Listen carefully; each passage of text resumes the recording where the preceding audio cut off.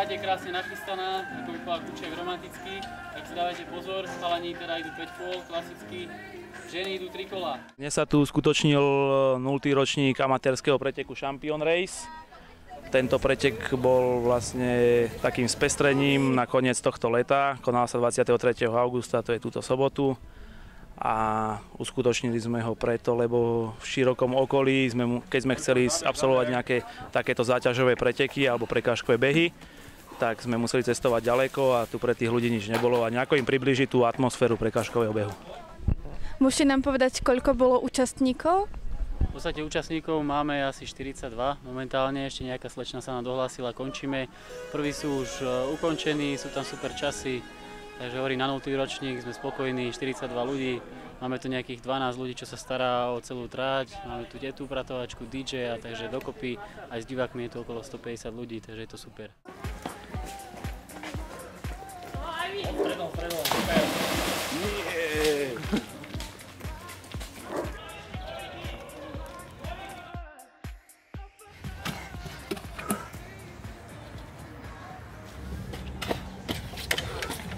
Čo bolo pre vás najnáročnejšie?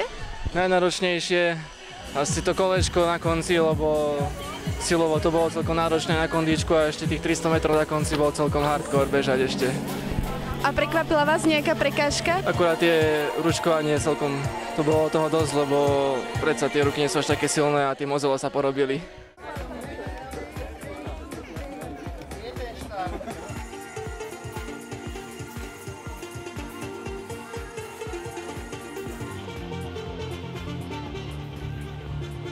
Ako sa ti bežalo tento pretek?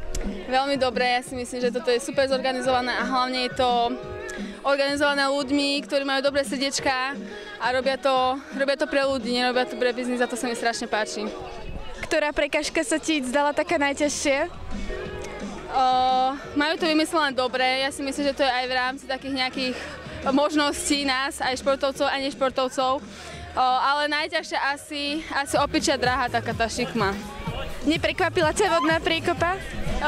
My sme na to boli tak jak pripravení, my sme dostali odkaz od chalanov z Dubnice deň pred pretekom alebo 2 dní, že tu bude nejaká úžasná výrivka, my sme sa tešili, tam sme došli a úplne v pohode, dalo sa to aj s ňou. A zúčastnila by si sa teda aj na budúce? Určite, ja podporujem každú akciu, ktorú Champion Club organizuje spolu s ostatnými partnermi, takže na 100% prídem znova.